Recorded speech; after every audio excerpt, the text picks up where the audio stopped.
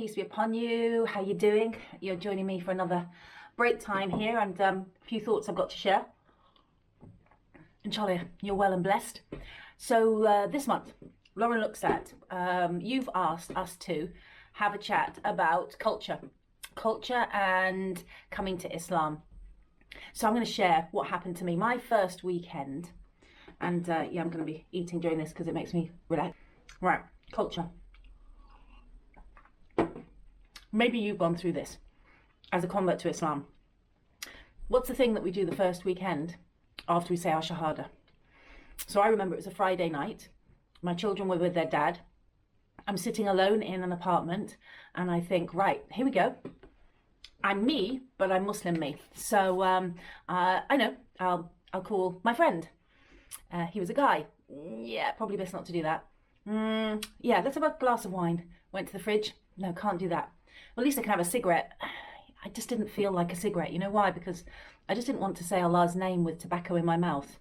So everything that I liked. Let me cook dinner. I've got some ham. I'll do some ham pasta and I'll do a carbonara sauce without ham. What even is that? So there I am. No food to eat. No friends to call because they're all male. Yeah, no wine, no cigarettes. What am I going to do? So that to me was, what is my culture of life? What has been left? It was a bit of a shock. So the other thing that we do at the first weekend, right? You might recognize this, is you then go to your wardrobe and you think, right, I'm going to cover, I want to cover.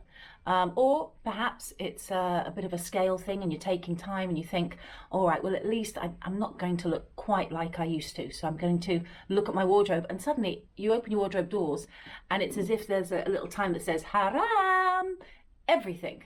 Every top I had was low cut. Everything was in bright colors. Surely bright colors are culturally wrong. Because somehow, even if we've been meeting Muslim sisters who wear different colours, who have their own sense of modesty, but they're clearly wearing loose clothing, but they're in colours. In our mind, an Arab version of wearing black and an abaya has got in there, and now we have to do that thing, right? So what I did was, I thought, okay, good, I can two birds with one stone. I can modest myself up, and I can also give away loads of charity. So that's what I did first weekend as a Muslim. I went into my wardrobe and I threw out everything that wasn't black. And then I went back and I threw out everything that wasn't black and modest. I think I was left with some long sleeve t-shirts and some leggings to wear under things and nothing to put over it. So when we're discussing culture, we want to look at what we're left with. What does it actually mean to be us, specifically here in a Western modern context? How do we live in our cities? How are we going to look? How are we going to get around? And how are people going to treat us? So this is Lauren Looks At Culture. Here are your 101 tips so you don't make some of the pitfalls or fall into the pitfalls that I did as a new Muslim. Tip 1, do not throw out your whole wardrobe. Everything in there pretty much can either be one of two things. One, worn at home to dress up for family and nights out with girlfriends in an all-women environment, or they can be under things or under cardigans or undercoats that you can wear out. Take a pause and think about, how am I going to look? What does modesty mean? Find out about it. Get to know sisters in the local mosque, and especially if it's a mosque where there is a diversity, because you might have noticed the culture of Islam is not a monoculture and never has been from the beginning. Don't let anybody tell you there is only one way of being a Muslim. Islam is about taking the good of this life and getting rid of what is actually bad for us. And you can carry on and add to that the practices of worship, and you can be your culture wherever you're from and a part of the Ummah. So you don't have to become Arab or Asian or any other culture. So if you're new to Islam or you're considering it, please take that on board. And About Islam, of course, are here to take your questions on that. Tip number 2. Try and perfect yourself before perfecting other people. When we take the Shahada and when it enters our hearts, it's a massive revelation. It's like veils and veils and veils of reality have been pulled away, and it's such a period of grace. And we learn a little very, very quickly. Alhamdulillah. We really do. We take on board the change that we need to make, get rid of the cruelty, and everything's so clear. But the tipping point of that is we can become Mr. and Mrs. Judgmental.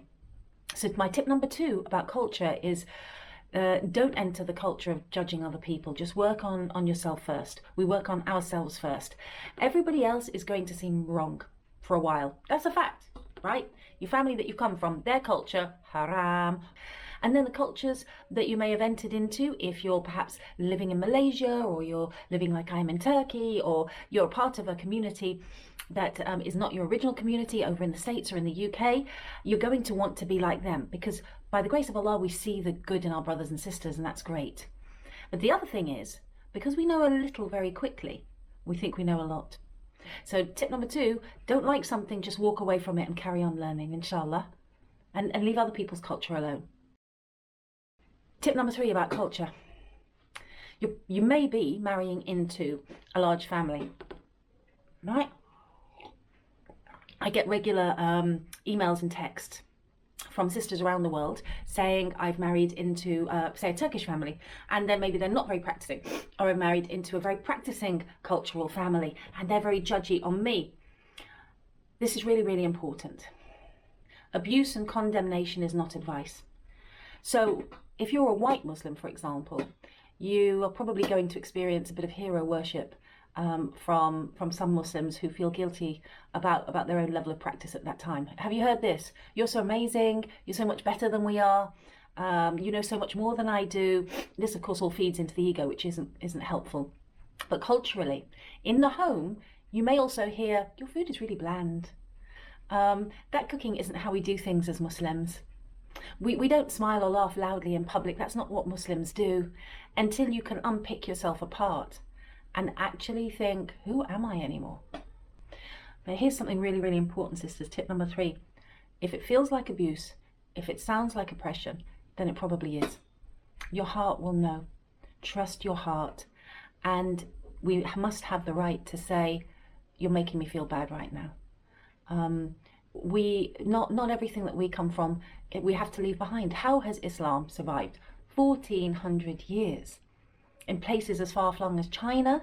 May Allah bless the Uyghurs and help them in this terrible time of injustice. Ameen.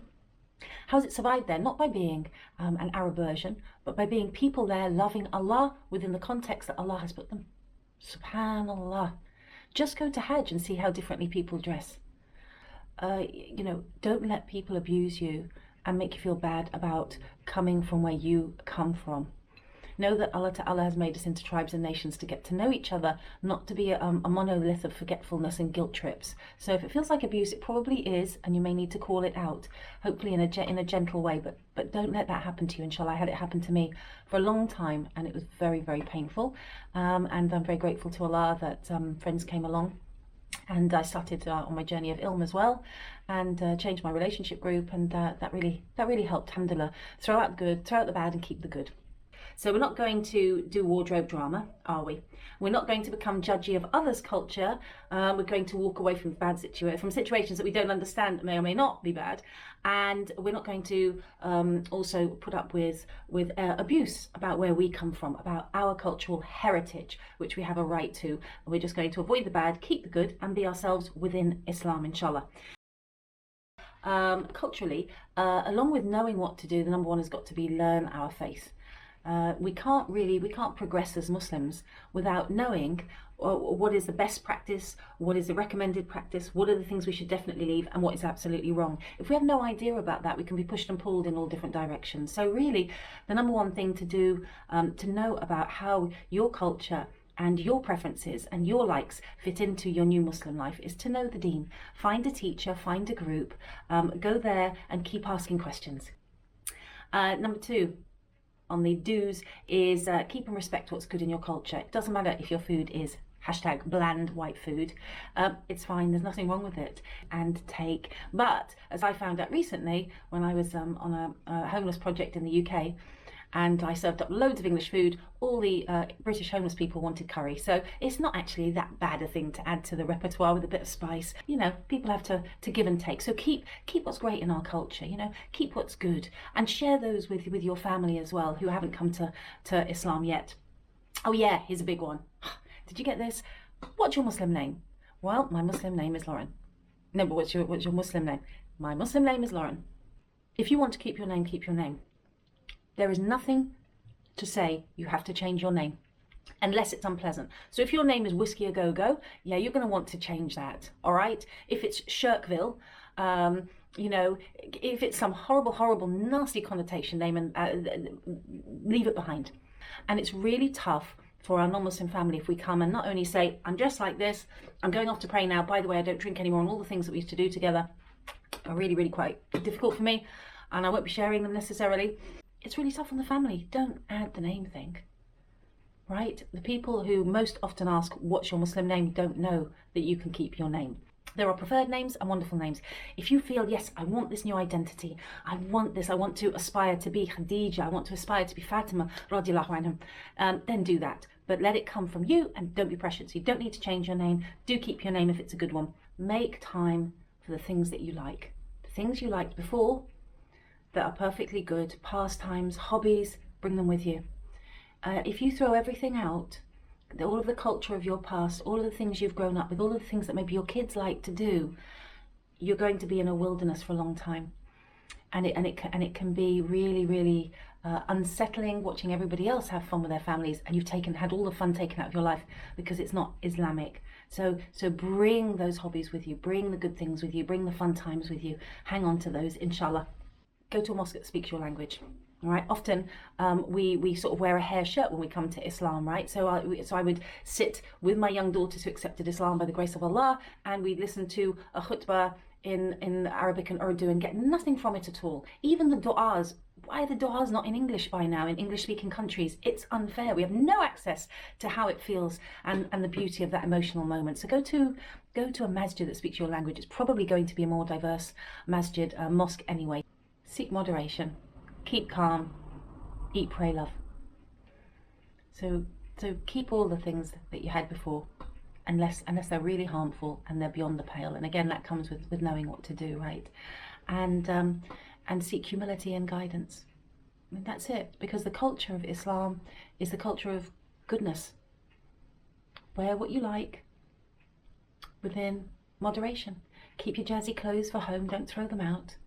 Speak nicely to other people and walk away from awkward situations, and be you, because Allah has chosen you to be with him.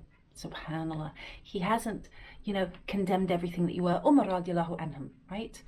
One of the 4 caliphs of Islam after the Prophet Muhammad died, peace and blessings be upon him.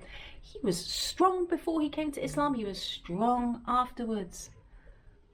He didn't lose his character. His character was enhanced and drawn upon. Same with all of the greats. That's our understanding. Bring the greatness with you, inshallah. You count, you matter. Allah loves you, and you've been chosen for this great deen. And the other thing, finally, I guess, is get used to losing your white privilege. If you've had white privilege, you're going to lose it. And kind of wear that as a badge of honor and amusement. And what you get instead is the chance to be patient with communities and be the front page for Islam. But you are going to be looked at really differently, and that can be a bit of a shock. But you know what? You join the rest of the world, right? Who does not have that, and that means we get to be empathetic. We get to stand on the teachings of the Prophet, which are fair, they're culturally just, and I hope this has been helpful, inshallah ta'ala. And any further questions, send them to aboutislam.net. Cultural sharing. Assalamu alaikum.